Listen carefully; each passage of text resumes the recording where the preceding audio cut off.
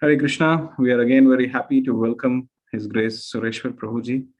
We're very fortunate, and today we are going to hear from him the seventh episode of this Founder Acharya series, where we will understand how to find our mentors and mission in the mission of Srila Prabhupada. Thank you very much, Suresvara Prabhuji. Over to you. Hare Krishna. Thank you, Prabhu, and Hare Krishna to everyone. And it's so good to be with you again at your online Sangha. So as Prabhu mentioned, today's lesson is called Finding Our Mentors and Mission in His Mission. So I should first of all help you manage your expectations. It's not that by the end of the lesson you will instantly know who your main mentors and mission is in your mission. And you may already know that. But it's a big thing in the modern world to know really who we are and what we're supposed to do. So let me start by referencing Gita. As Arjuna became confused about his duty on the battlefield of Kurukshetra, so we all tend to become confused on the battlefield of life. Hence the Gita's universal appeal. To find our mentors and mission in Srila Prabhupada's mission, let's first look at the challenge of knowing who we are and what our duty is.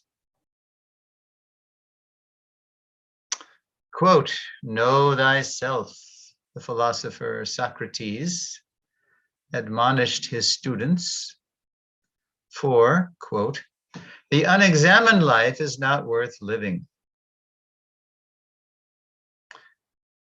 Those are both famous Socrates quotes. And who am I? Immortal soul, Socrates asserted. When the court at Athens, the then capital of Greece, and today also, sentenced him to death for disrespecting, quote, the gods, because the Greeks were demigod worshippers, Socrates was unafraid. Quote, "How shall we bury you?" a tearful friend asked. "Any way you like," Socrates replied. "That is, if you can catch me, and I don't slip through your fingers." So Prabhupada very much liked that response of Socrates. And we know how that conversation went in Socrates' last moments, because there was people taking notes of all that he was saying. Prabhupada liked that of all the Western philosophers, Socrates fearlessly knew that he wasn't the body, that the poison, the hemlock, would take his body, would destroy his body, but it wouldn't touch him. Now, nearly 2 millennia later, another now famous, quote, self appeared in Shakespeare's play Hamlet. Here's a quote from that play. Quote, "This above all, to thine own self be true," Polonius advised Laertes. But it was worldly interests, not the immortal soul, that Polonius had in mind, and earthly self. So 2 millennia after Socrates, then you get the concept of self degrading from spirit to something mental. And the downgrade continues today with, in America, we have this magazine called Self magazine, and everybody sees it as they go to the supermarket and check out, and then all the magazines are on the rack, and one of them is Self. But what is this magazine all about? Well, on the cover of Self, it displays well-toned bodies as the self. It's all about how to, look good physically. Yet to think of the body as the self, to forever compete to satisfy the body's demands, and then to simply die is no better than animal life. Our human capacity for higher consciousness should tell us something. We human beings have a higher calling. This part of the talk I call mixed up. In Vedic times, different classes of human beings were born and raised to cooperate in service to the Supreme. Lacking that spiritual focus, today's classes often conflict, and today's individuals are too often conflicted. As Prabhupada told the World Health Organization, the WHO, such a population is called, quote, Varna Sankara, mixed population. Or we could say in one word, mixed up. Prabhupada addressed the World Health Organization in Geneva in June 1974. Somehow a devotee had a connection there, and he actually addressed them about how to help the world's health. And it's for Prabhupada, it started with a healthy population, but today's population, he said, is by Vedic standards is mixed up. Small wonder that professions like life coaching and occupational therapy have become so popular. By and large, modern materialistic culture is unaware that life has a sacred purpose. To understand who we are and what our duty is, we moderns, typically unconnected to a culture of self-realization, need help. In a spiritual society, the first help are spiritual parents. So we're going to go through what kind of mentors we need actually to succeed in life. So spiritual parents. According to the Srimad Bhagavatam 5.5:18, one should not become, quote, a spiritual master, a father, a husband, a mother, or a worshipable demigod, unquote, unless we can deliver our, quote, dependence from the path of repeated birth and death, unquote. Well, that's quite a responsibility. Quote, that is the real contraceptive method, Prabhupada wryly observed.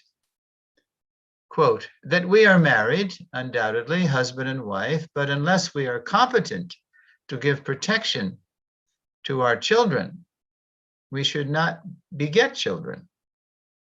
That was Prabhupada's idea of birth control. It's the consciousness. You don't conceive a child, you don't engage sexually unless you're prepared to free your children from birth and death. That's the real contraceptive method, Prabhupada said. By contrast, modern groups like the International Planned Parenthood Federation are committed to providing, quote, services like contraception and abortion. Quote, this is Kali Yuga, Prabhupada would observe. Even in the womb, they are coming after you with a knife. I actually saw that, Prabhupada say that. And it wasn't, you won't find it on the database. But because I happened to be there, no one was recording, but I happened to be there. So I'm just reporting this. It was in Pittsburgh, Pennsylvania, 1972. Prabhupada came to the temple. And I was sitting on the side from him so I could see his face, a profile of his face. And Prabhupada said, this is Kali Yuga. Even in the womb, they are coming after you with a knife. And Prabhupada leaned forward and his eyes, I could see his eyes from the side bulging out of his sockets.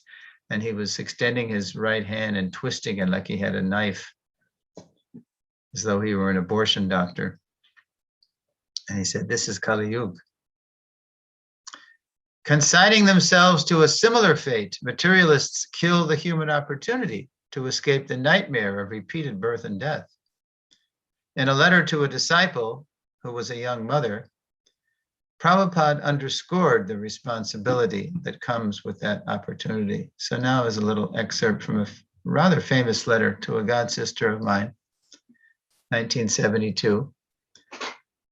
And she had written Prabhupada a letter from Los Angeles where she was serving. And that was when big book distribution just started to take off. Devotees had finally caught on to the art, at least in a beginner's way, of how to start distributing these books that Prabhupada was coming out with, like the Krishna book and the Bhagavatams, and of course, Gita. So she was a young mother. Her son was, about 1.5 years old. And she wrote Prabhupada a letter asking Prabhupada if she could participate in book distribution by, during the day, giving her little son to some friends and then coming back later in the day and taking him back. So Prabhupada was, and also she wanted to increase her deity worship too, for Rukmini Dwarkadish. Those are the glamorous deities in LA. Near Hollywood, so Krishna manifests as very glamorous Sri Sri Rukmini Dwarkadish. So Prabhupada wrote her back and said, I am simply surprised that you're asking me if you can give your son to someone else so you can distribute books. And Prabhupada, he said in the letter, you should know that child worship is your deity worship. Your duty is to be very attentively serving your child. Don't even think about anything else. This is your duty. And then Prabhupada said, here I'll quote in the letter, these children are given to us by Krishna. They are Vaishnavas, and we must be very careful to protect them. These are not ordinary children. They are Vaikuntha children. That's a phrase that devotees use now. There was even a book written by a god sister of mine, Urmila Mataji. And it was called Vaikuntha Children, how to homeschool your children if you didn't want to put your children in the public schools, how to homeschool them in a Krishna conscious way. So she took that from Prabhupada's letter here. They are Vaikuntha children, and we are very fortunate we can give them a chance to advance further in Krishna consciousness. That is a very great responsibility. Yeah. Okay, so the first thing we need is in an ideal society, and of course we don't live in an ideal society, but this is what we need. We need spiritual parents, spiritually minded parents. The next thing we need is spiritual teachers. Spiritually minded parents naturally want their children educated by spiritually minded teachers. Such a partnership helps children grow up to be all they can be in devotional service. But knowing what's best for a child takes time and perseverance, even for great teachers. Consider Dhruva Maharaja's talks with the great teacher Narada Muni. From saints to serpents, sage Narada engages all kinds of embodied beings in devotional service. Yet few have been as precocious as 5-year-old Prince Dhruva. Forbidden by a spiteful stepmother to sit on the lap of his father, King Uttanapad, Dhruva angrily approached his natural mother for help to avenge the insult. You may remember that Suruchi said, you cannot sit on the lap of your father because your mother is not the favorite queen. I'm the favorite queen. And unless and until you take birth from my womb, then you cannot sit on the lap of your father. So this infuriated young Dhruva, who, although just a young 5-year-old boy, he had Kshatriya blood running through his veins, and he could not tolerate an insult like that. So he went to his mother, and Suniti humbly said, well, Dhruva, actually, it's true. I'm not the favorite queen. I can't advocate, I can't appeal your case to the king for you. But I know, when I think only God can help you. And the sadhus, they say that they find God in the forest. So convinced that no one but the Supreme Lord could pacify her son, Dhruva's mother inspired the boy to seek God in the forest. It's not that Suniti banished Dhruva or ordered him to go to the forest, because he was a young boy. So she knew it was her duty to protect him and raise him. But Dhruva on his own, hearing that from his mother, he left and he went to the forest. So she indirectly inspired him to go to the forest. Now, meeting Dhruva in the wilderness, Narada advised him to go back to his mother and return when he was grown up.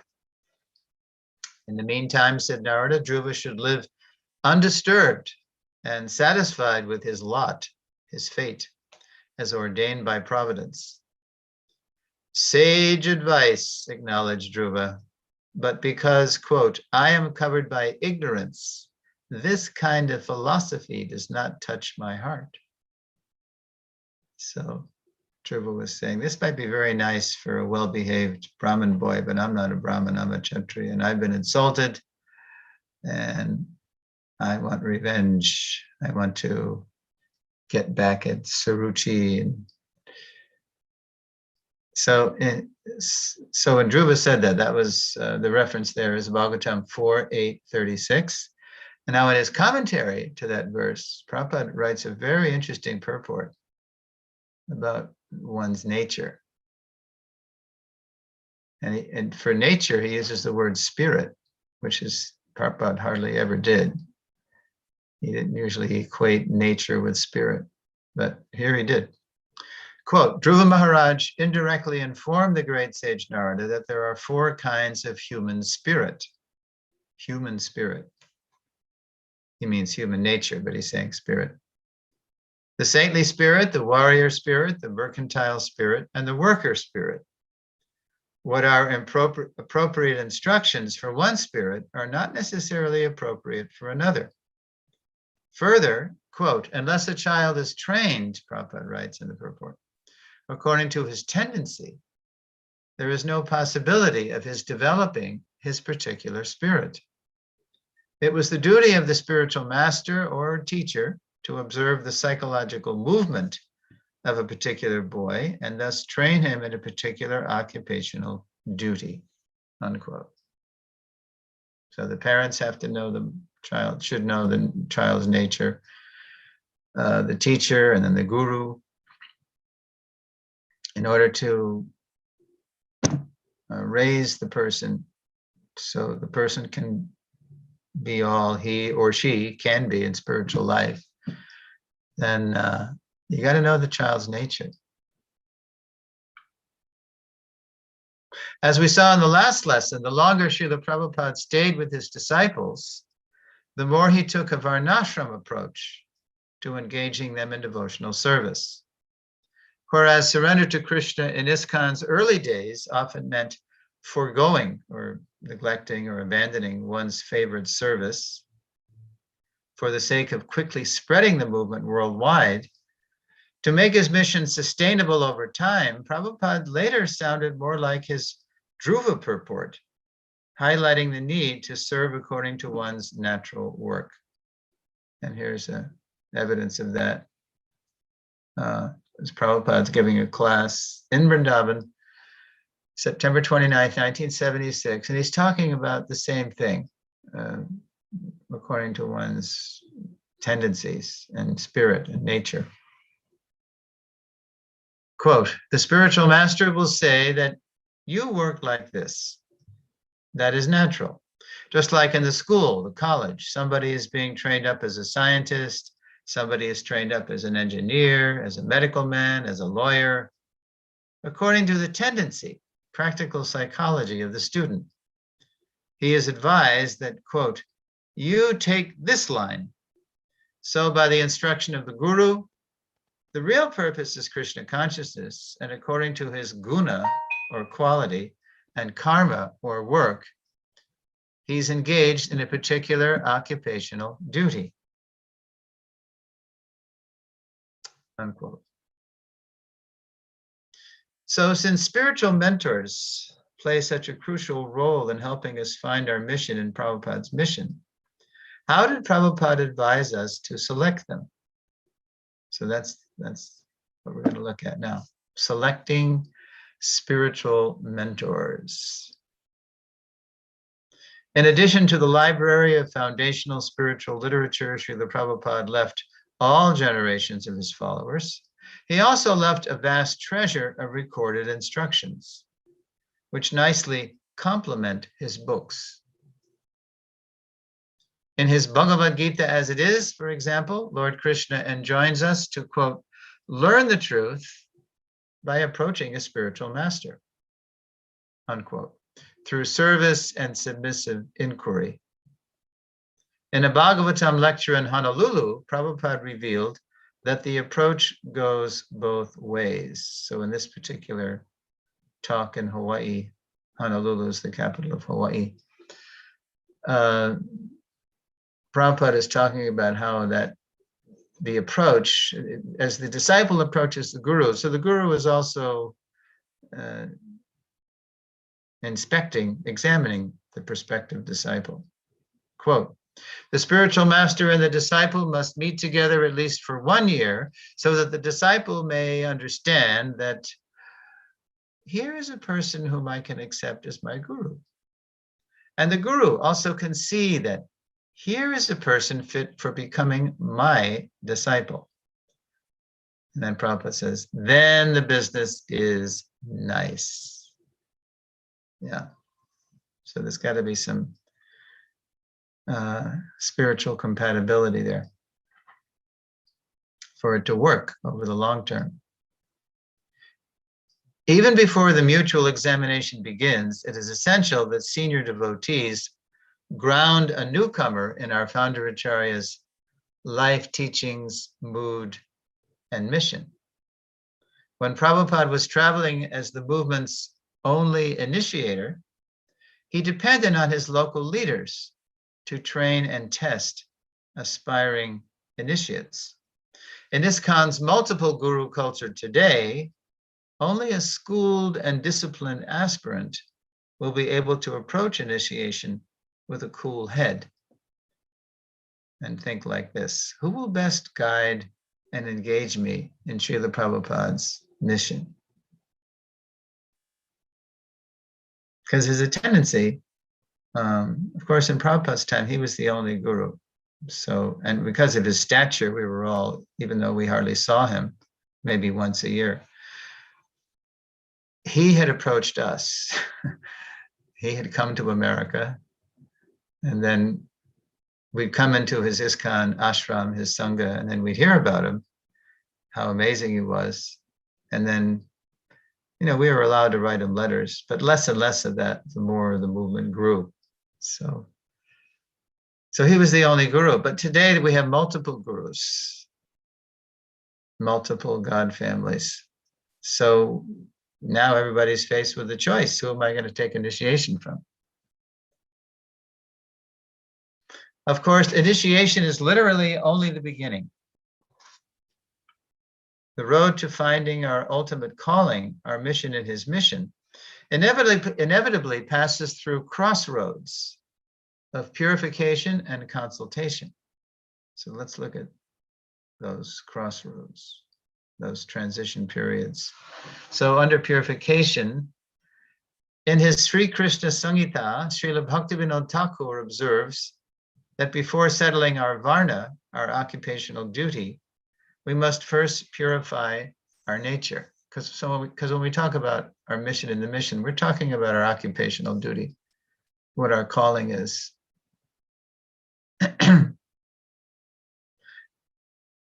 Reflecting on the Thakur's observation, His Holiness Shivaram Swami points out in his Varnashram Compendium, Volume 1, Chapter 30, which is called Determining One's Varna, that by seriously and sincerely following the devotional life Srila Prabhupada has given us, we can purify our nature in 3 ways. So under the heading of purification, we're going to look at 3 ways we can purify ourselves. Number 1, by rites of passage. Qualifying oneself, for example, to receive first and second initiation, and committing oneself either to the path of celibacy or responsible married life. 2, we can also purify our nature by education and training, immersing ourselves in and allowing oneself to be transformed by systematic scriptural study, as in a Bhakti Shastri degree program, and readily accepting counselor supervision.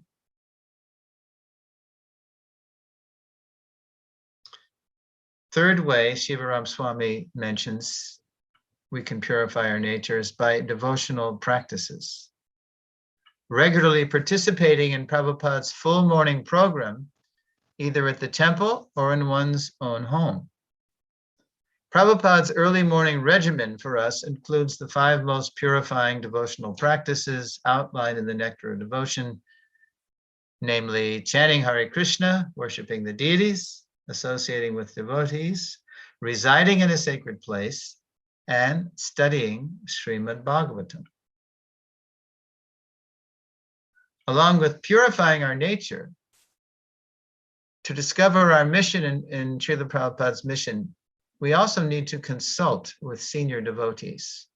So this is another kind of crossroads, the consultation phase.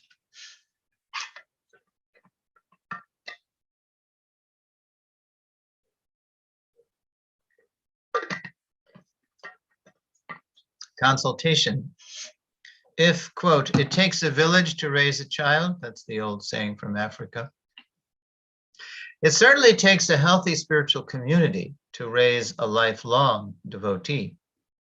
In his conclusion to Sri Krishna Samhita, Srila Bhaktivinoda mentions 3 kinds of consultation required to settle our varna, or our vocation, or calling in life.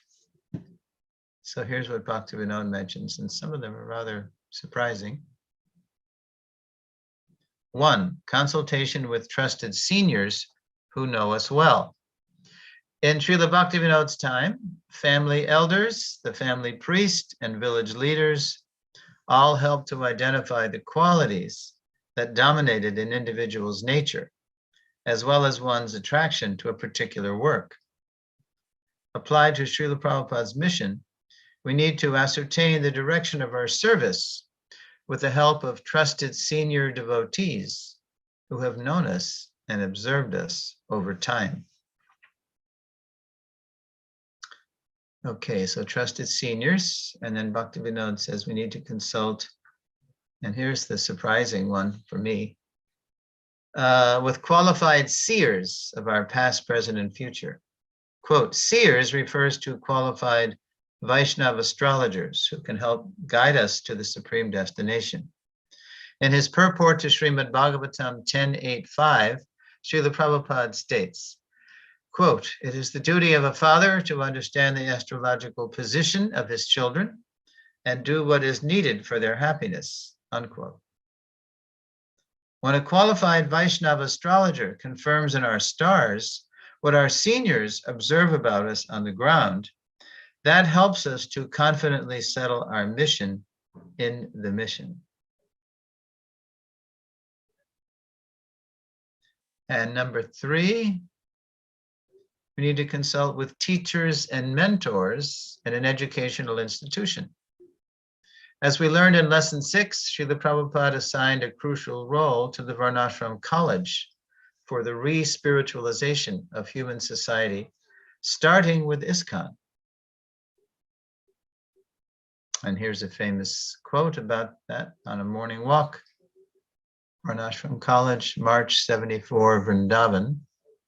Everywhere, wherever we have got our center, a Varnashram College should be established to train 4 divisions, 1 class Brahman, 1 class Kshatriya, 1 class Vaishya, 1 class Shudra. But everyone will be elevated to the spiritual platform by the spiritual activities we have prescribed.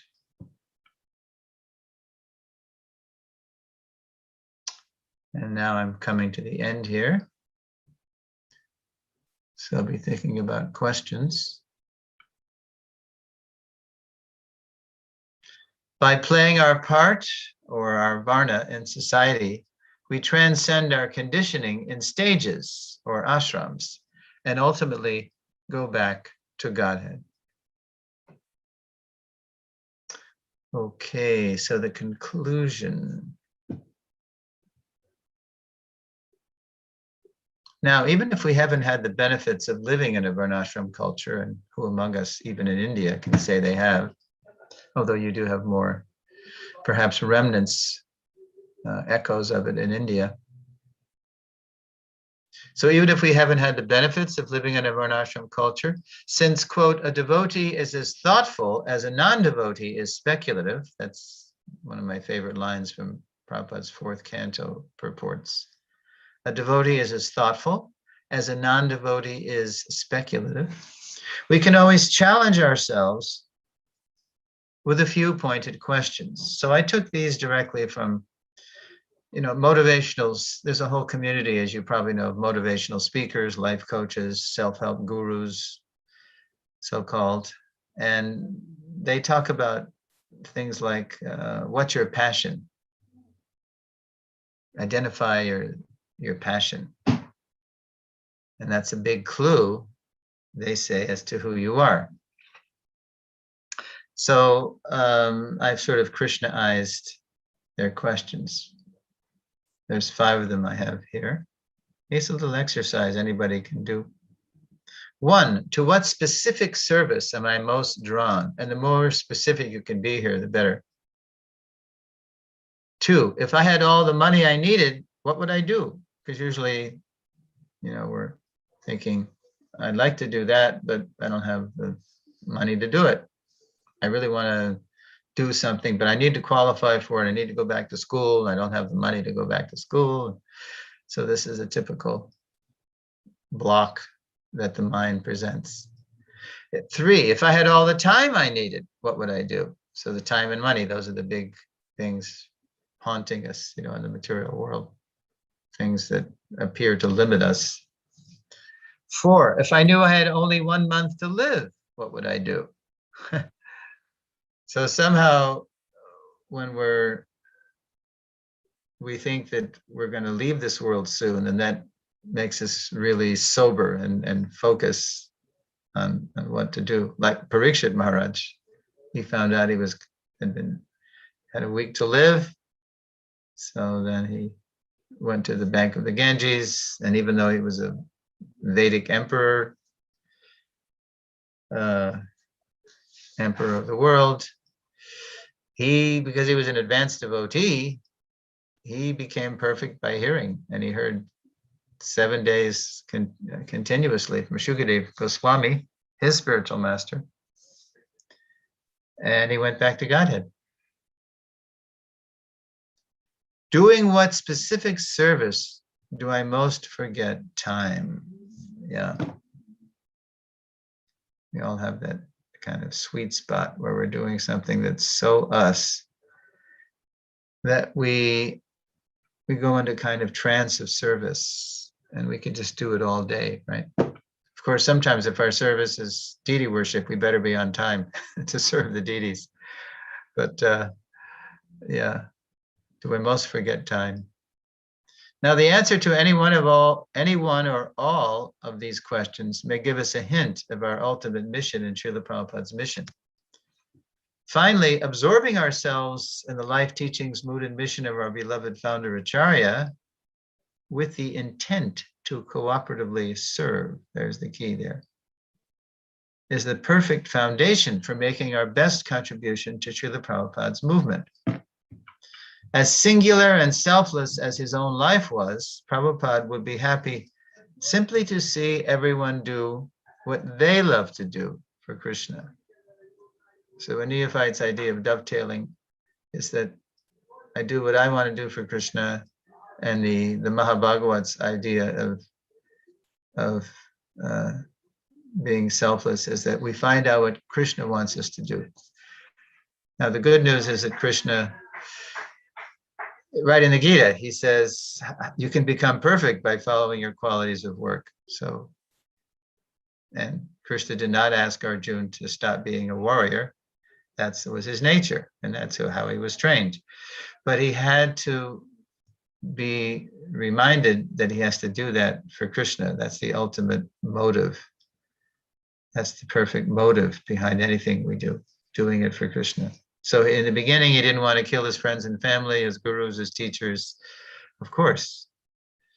And he presented good, body-based varnashram ideas of why he didn't want to do that.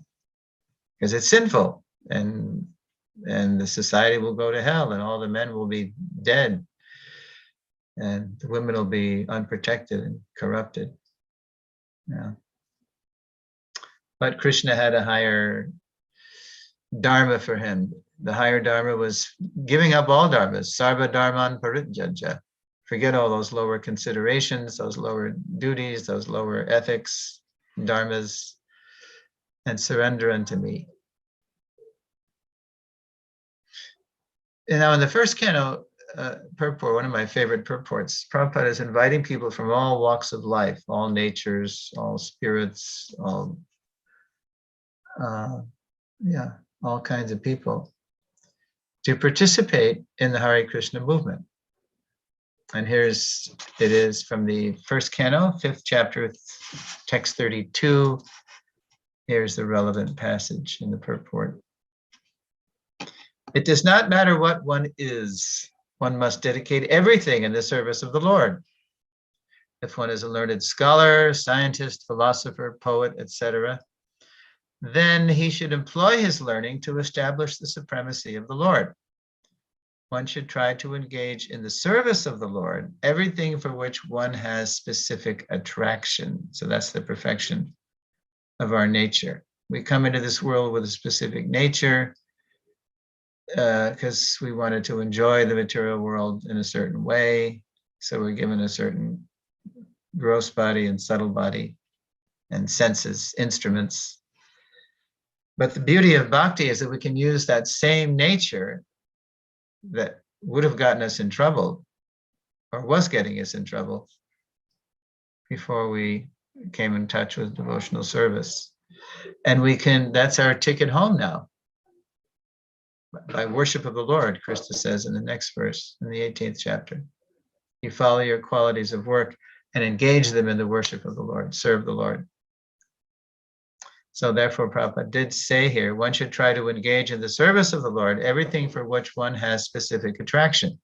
That is the way of peace and prosperity, and that is the remedial measure for all the miseries of material existence. Bhagavatam 1.5.32 purport. Okay, that's all I have to present. So I welcome your questions and comments now. Hare Krishna. Thank you very much, Prabhuji. So some questions. As we see, finding our mentors and finding our mission in Srila Prabhupada, from my personal experience of receiving mentorship from people and from my personal experience of mentoring people, I find that the biggest obstacle, even before the purification and even before the consultation, is the biggest stumbling block is that a sadhaka finds it difficult to allow someone to help them or can give them some kind of consultation.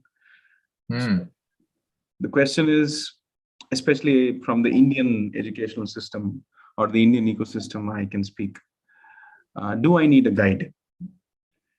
Anybody even in the schools, if they go, if they don't know something, if they don't know a particular answer, if they don't know a particular how to handle a particular situation, they are looked down upon. The general conception is that if you don't know something, you're bad. And therefore, this leads to the next inevitable artificial state of mind that I have to be perfect. And it is embarrassing for me to ask for help from people. So when we are surrounded by lakhs and crores of people who have this mentality that I have to be perfect, I cannot be wrong, and why should I be embarrassed in public by asking for help? So how do we go about in such a situation where people are finding it difficult to say yes to the question that do I need a guide or not?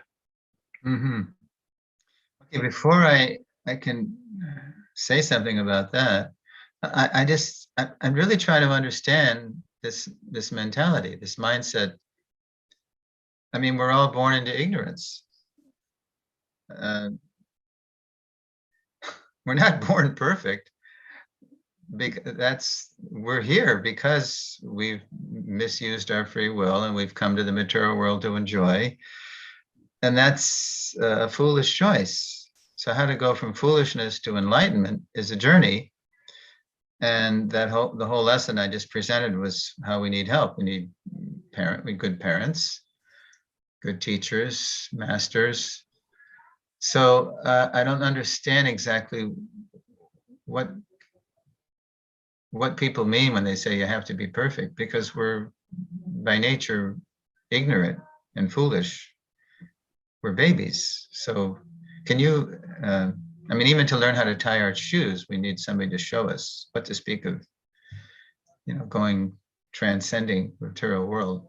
So how do people think that they think they're born perfect? What does that mean?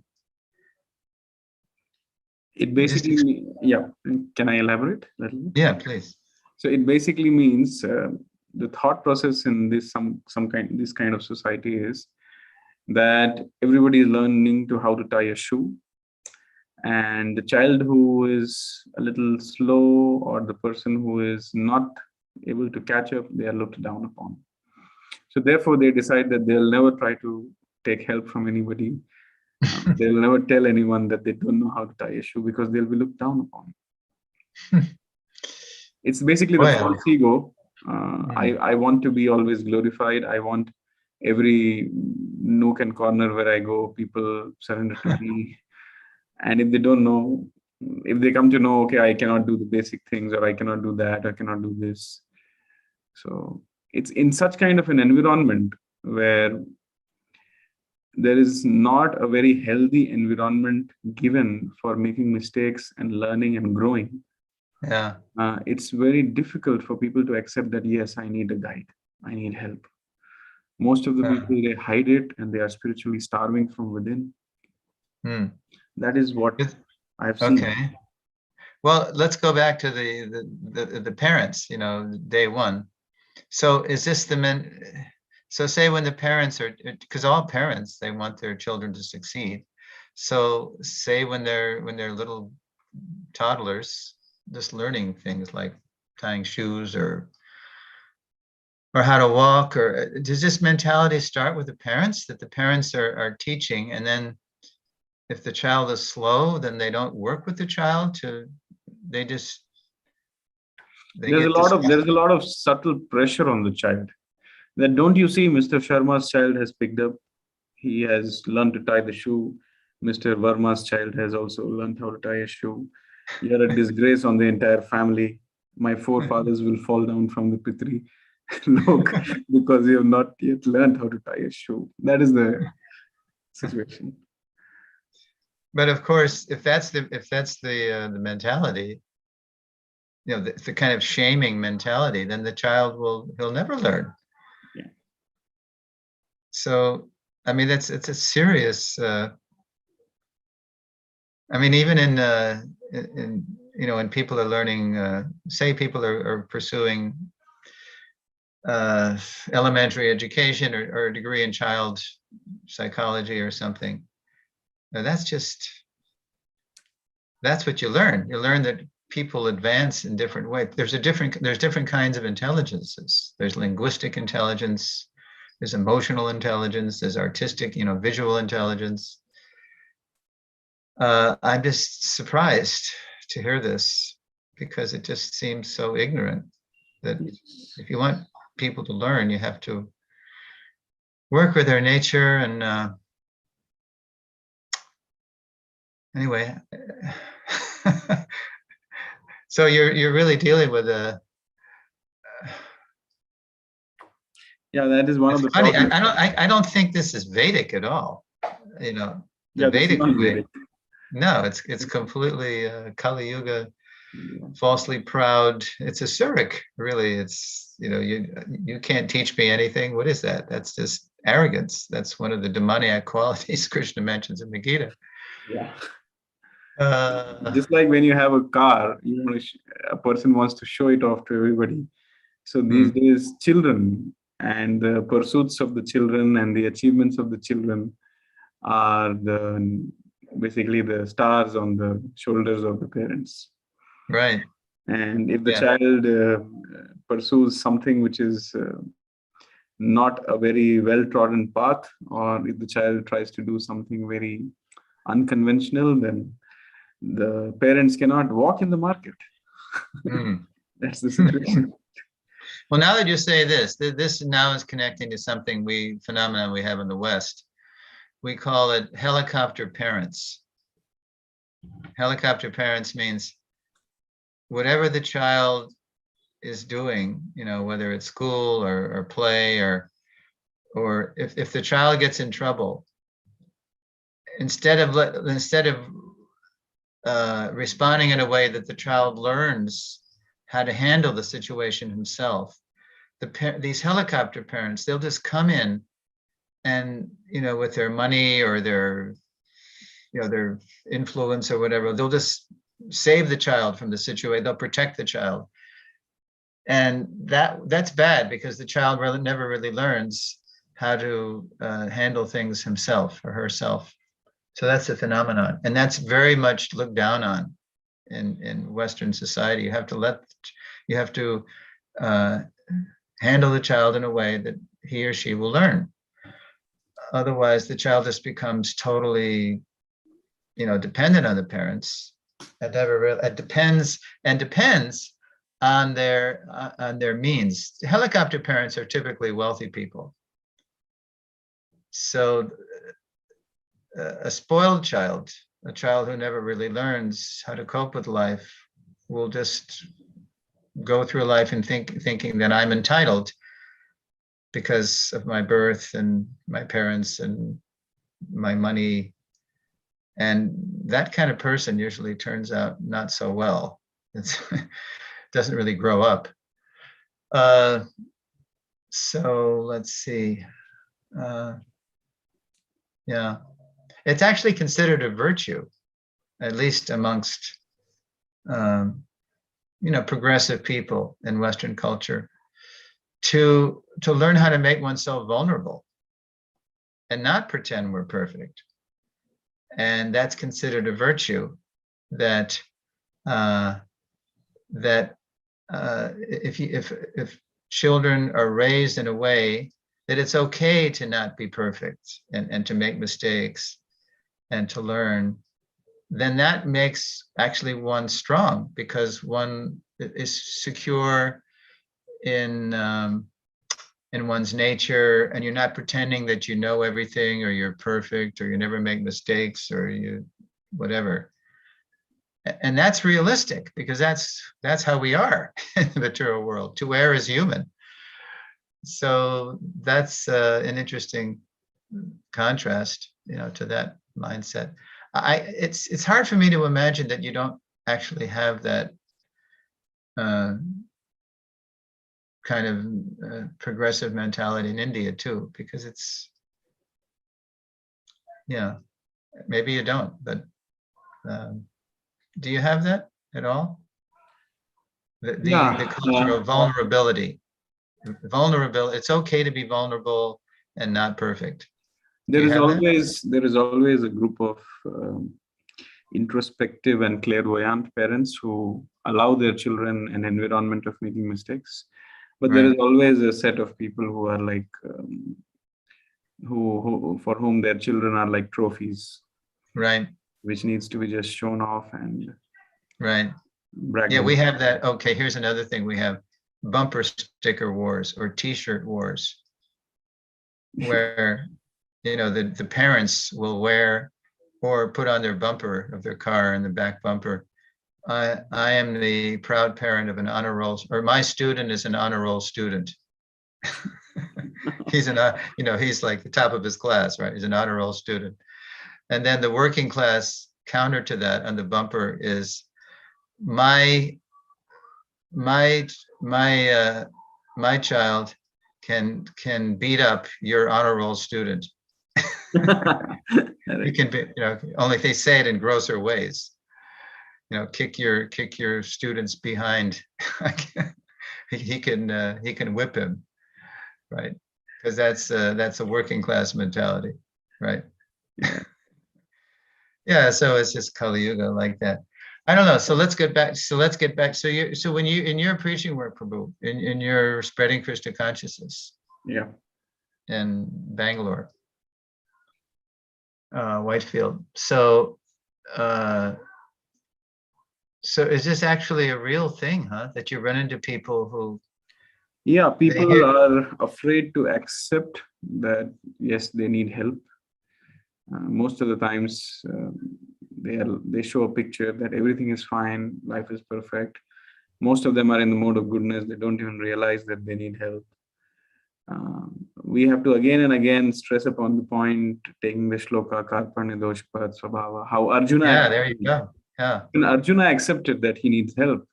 So yeah, so qualified. We generally just use that to make, first we speak, okay, how qualified Arjuna was. And even if such a well-cultured, qualified, world-class warrior needs help, then who are you? We have to really talk in that way. Then people say, I need help. So we have to shake them up to make them realize that, yes, you need help. And those who understand this, they become devotees. Those who don't understand this, they go elsewhere. Or how about this? I just thought of Prabhupada with my godbrother Ambarish Prabhu, Alfred Brush Ford, the great grandson of Henry Ford. So there's Alfred Brush Ford, and Ambarish tells what convinced him to surrender to Prabhupada. He was also, like many of us in our generation in the West, were seeking the truth through reading Eastern things. So when he finally met Prabhupada in Bombay, I think it was in '73, and so the devotees introduced Alfred to Prabhupada. So so the first thing Prabhupada says to him, so you're the great grandson of Henry Ford, who changed the whole face of the world with mass producing the internal combustion automobile, the horseless carriage. So he had everything. Alfred had everything because because of the Ford fortune. And so the first thing Prabhupada said to him, so you are Henry Ford's great grandson. Where is Henry Ford now? Where is he? He couldn't take one penny with him. So that was like, Alfred was so impressed that Prabhupada wasn't, impressed that this was one of the most aristocratic people in America, by money standards and culture. Because the Ford, they have a Ford Foundation, and they're, when you're several generations wealthy, then you can pursue the arts and all these things. And so Prabhupada just brought it right down to the brass tacks of Bhagavad Gita, that what's the future of this? You can't take a penny with it of you either. So there's no future in this, in thinking I'm Henry Ford's great grandson, or living your whole life as though you're protected from death or old age or disease by your birth. So because Ambarish obviously he was a pious soul, and that's in Gita too, that you take birth in Suchi or Srimati, in a wealthy family. So he was ready to hear that. He wasn't offended or insulted or couldn't relate to it. He was, yeah, wow, this is a real guru. He's bringing me to the facts of life, the spiritual facts of life. So I don't know if you've ever done that in your preaching, but you say they're in the mode of goodness in the sense that they're born into privilege. Maybe they have a lot of money or education, or Janmaishvaya Shrutashri Bir, as Queen Kunti said in the first canto. And these things do generally block people because it's an kind of intoxication. High birth, relatively speaking, wealth, beauty, education, and they can't approach you with sincere feeling, oh Krishna. Yeah. So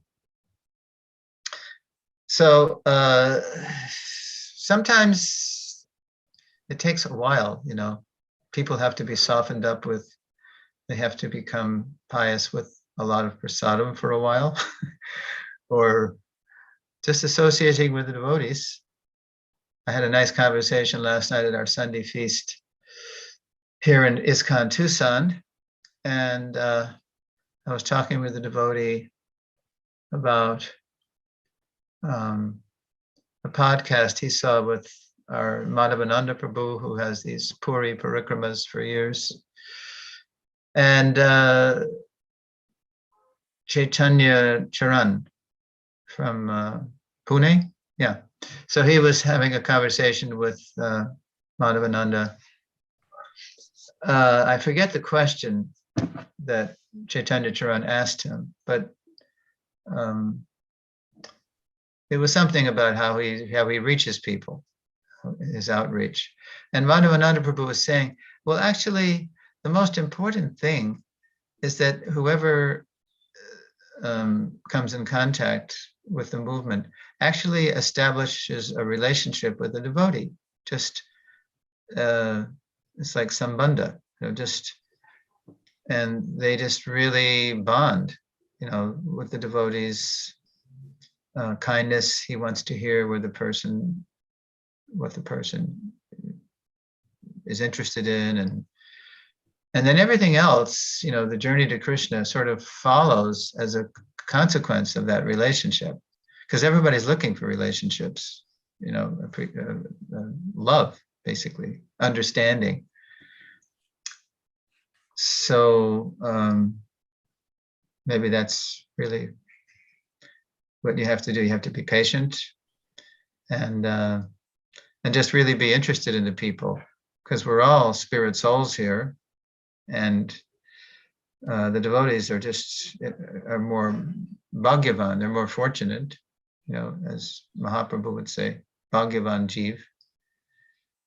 And we just have to be, have to befriend them, so they become more interested in what we're pursuing.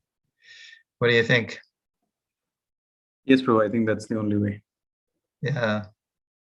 Sambandha, then abhideya, then prayojana. Okay.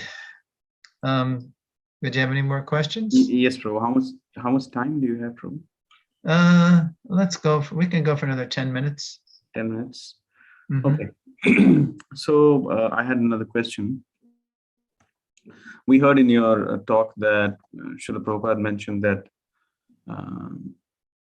the best contraceptive is that if a father feels that he cannot liberate a child from the cycle of birth and death, he should not become a father.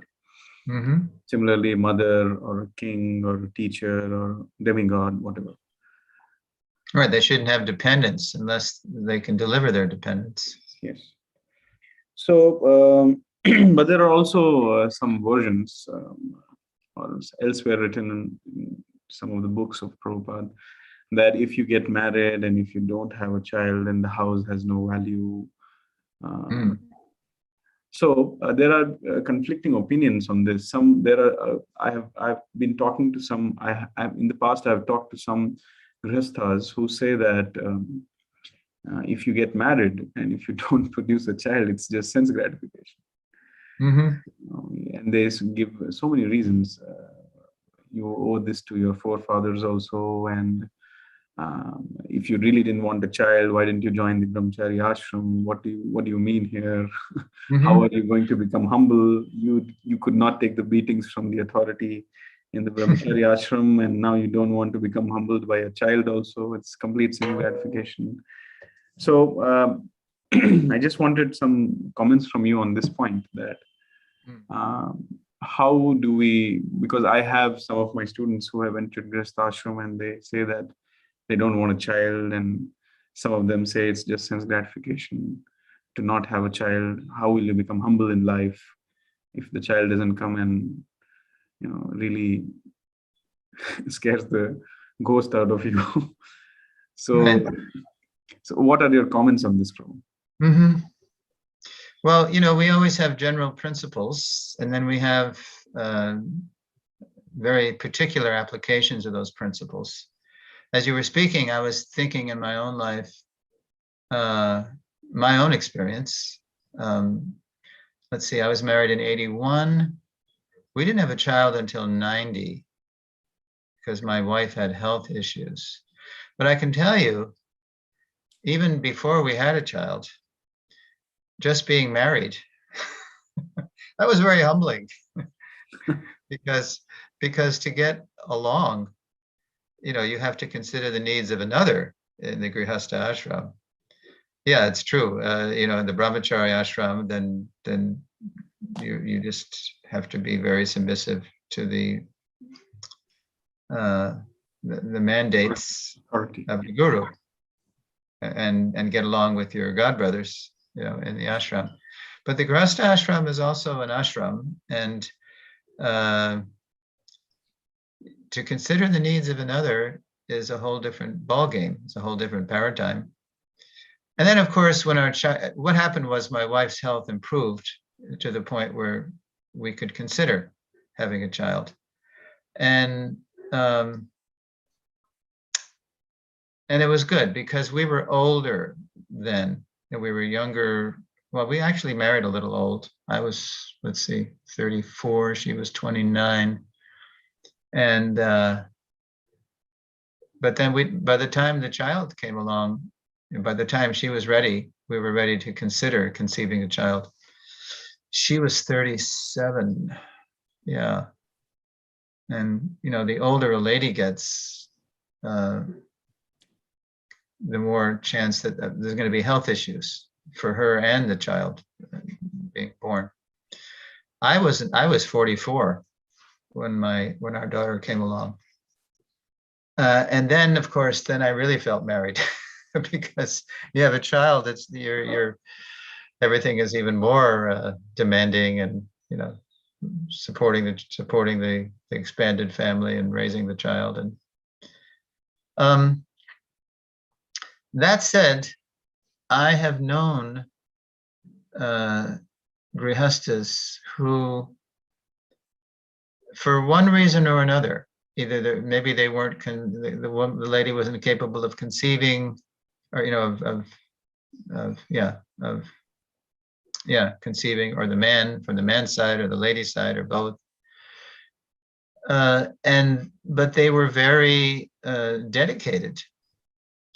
If you're spiritual, if you grow spiritually together, then even without having biological children, maybe you've come across this too, where the man and the woman, the husband and the wife, they become kind of mothers and fathers of a lot of people in the community.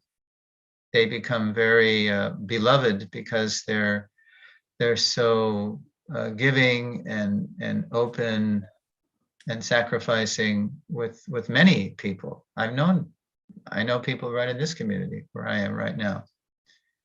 And so that's another way to have your spiritual life, even if you're childless biologically. So it's not sense gratification. It's just your own, it's your own lot in life that you've been dealt, and you just you grow by being a mother in a larger sense and a father in a larger sense. You can actually do more. Guru Ma, Guru Pa, So, but if the motive, it's all about motives. So if the intentions, the motives are just, oh, it's interfering with our sense gratification, we don't want to have that responsibility. No, if you're in the Grihastha ashram, it's still an ashram. So you still have a guru, say one guru, Diksha, but many gurus, Shiksha. So they can really,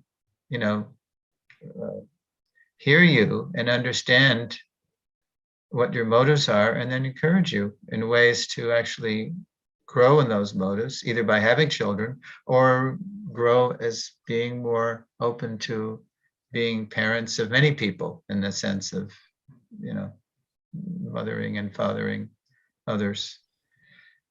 So it sounded that we also have that too, because, it's now 50 years on, and Prabhupada wrote that purport, this is spiritual contraception. So what we're dealing with today is even the culture of sense gratification globally has degraded so much. We just, we're in Tucson every morning after Mangalarti, after we do a little reading, and right now we're reading the BBT Vyasa Puja book. So we just started. So we're reading the GBC offerings. And we're reading Devamrita Swami's offering. He's a guru based in New Zealand, and he writes books and preaches all over the world. And so his offering was that, as degraded as it was, Prabhupada, when you came in the middle of, the 60s and the 70s and this sexual revolution and political turmoil and all this. And as degraded as it was in that time, Maharaj made a humorous kind of analogy. He said, what we're facing today when we are trying to bring, because he typically approaches students, young people in the colleges, at the universities. He said, there's no morality at all. At least there was some kind of morality, some kind of standards. So what we're facing today makes the time we grew up just 50 years ago look practically like Dwapar Yuga. He was saying, it was very humorous, that it was some kind of exalted, noble time, even though it was the 60s and 70s.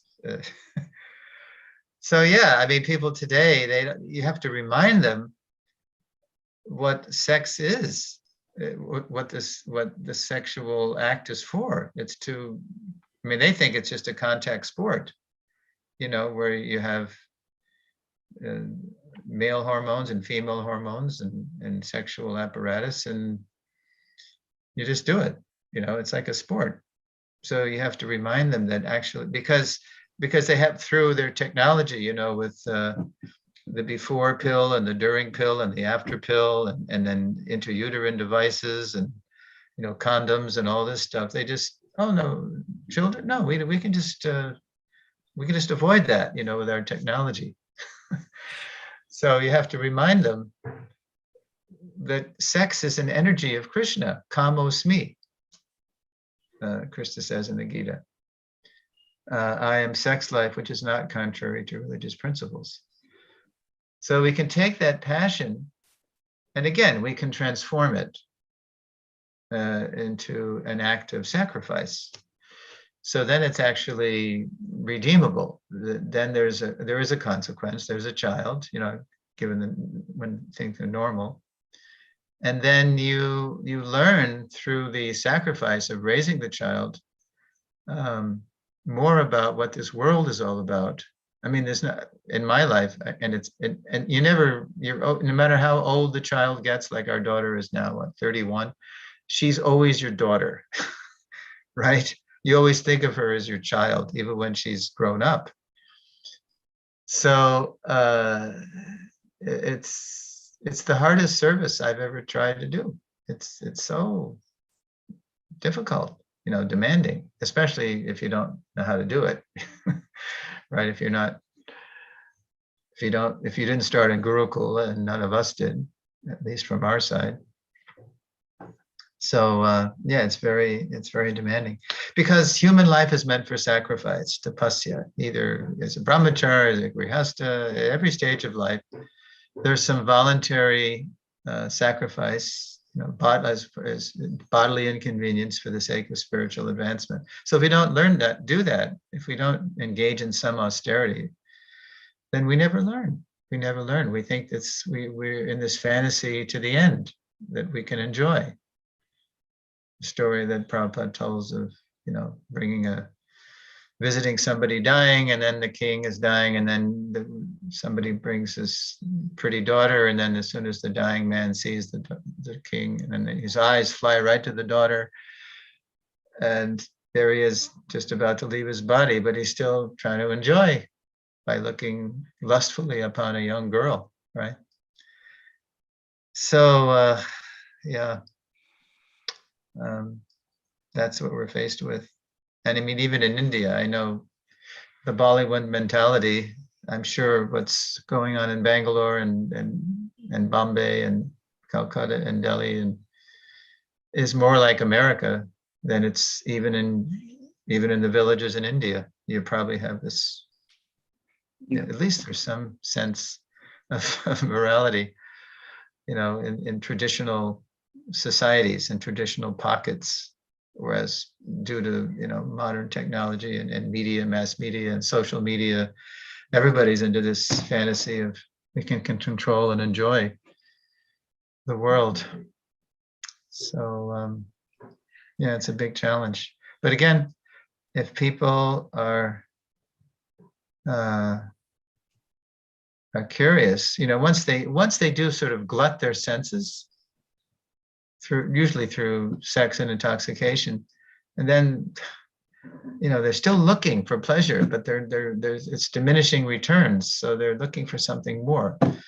So that something more is Krishna consciousness, the higher taste. And yeah, we have to tax our brains how to reach them. I have a clarifying follow-up question, and and this would be the last question. Okay. So there was we saw that letter where Prabhupada is very nicely instructing his beloved disciple that you need not go for book distribution, you need not do other things, you have to just do you have to worship your child, and your child worship is the deity worship. Mm-hmm. How to I've met some young couples who say that we are too busy chanting our rounds, and we are too busy taking care of the various services we have, and we feel that having a child will be not very helpful in advancing in Krishna consciousness and going back to Godhead. We feel that a child will impede our urgency and our single-minded focus on the mission of the Guru or the personal sadhana which we have. So is this a bona fide approach? Well, as you asked, as you portray their words there, I had to wonder if they've talked with their guru about this. In other words, they say the mission of the guru, but part of the mission of the guru, I mean, it takes so, it's hard to bring people from a materialistic background into spiritual life. That's a real heavy lift.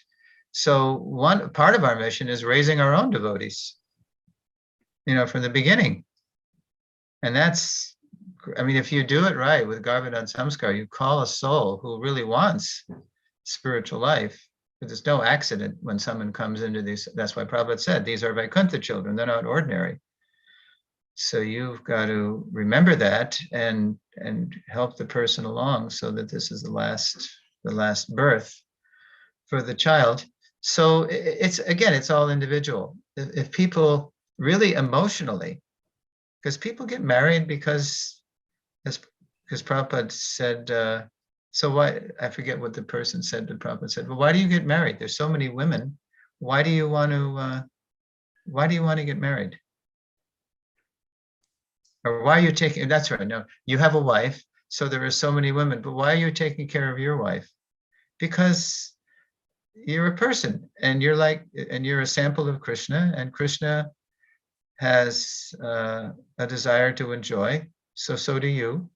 So Krishna expands himself as his internal potency, and of course the best person who pleases Krishna is Radha, but so many others. So and then why do you when you have a wife, why do you want to have children? There are so many children in this world, but why do you and your wife want to do that? Because why don't you just help somebody else's child? Because you want your own child. That's natural too. So it's kind of a natural phase that human beings go through. Student to family, to retired, to renounced. And that's reflected all over the world in different ways in different cultures. It's not necessarily recognized like that, but that's a natural phase. So, but some people, they need companionship, so they get married for that reason, and they find they're very compatible because they really are on fire with the preaching mission. So it could be a legitimate presentation, and the guru could say, yeah, you guys are really good. You're advanced, and you could do so much more if you didn't just spent the next 20 years just focusing on one person, not just one, but a lot of your time, granted, would be taken up if you had children, in focusing on that child. So again, it can't just be done. It has to be done in consultation with superiors who really can see more than what the individuals can see. We have to admit that we can't be our own guru. You meet that all the time. That people want to be their own guru, even they come in contact with Krishna consciousness. And somebody told me the other day, I want to be Krishna conscious, but I don't want to, I don't want a guru. But what does Krishna say? Just try to learn the truth by approaching a spiritual master. Krishna says you need a guru. You got to prove yourself by following. Okay, you want to be Krishna conscious? Well, I'm Krishna, and I'm telling you, you need a guru. So what are you going to do? You're going to ignore that? So it's a kind of dishonesty when we don't consult and confirm what we think we know with others, with superiors. Again, it's very individual. Yeah. But even people who have children, that's also preaching. I know grihastas who have, I'm thinking of a certain family now, and, they're very responsible. They have a good grihasta ashram, and other people in the society, most people will, get married, or people don't even believe in marriage anymore, but say that they are getting married, then they can reach other people who are married. Because maybe married people are thinking, how could I participate in the Hare Krishna movement? It's just a bunch of monks or renounced people, and they're just temple people, and I'm not like that. I work in the world, I live in the world. We have kids. So if grihastas can show that kind of example of how to do that, then that's also a big preaching. That's a big outreach. It's all individual. So Okay, I better sign off now, but it's again so nice to be with you folks. And at the end of lesson 7, so lesson 8, the transition is, as we find and develop our mission to help our founder Acharya re-spiritualize human society, we'll be better able to develop deep love for him. In the next chapter, we'll look at why that intimacy with Srila Prabhupada that we long for can be so elusive.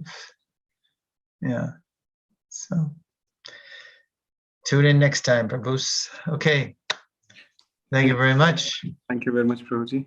We're very, All very right. grateful to you. Thank you. Srila Prabhupada ki jai. Hare Krishna. His Grace Hare. Prabhu ki jai.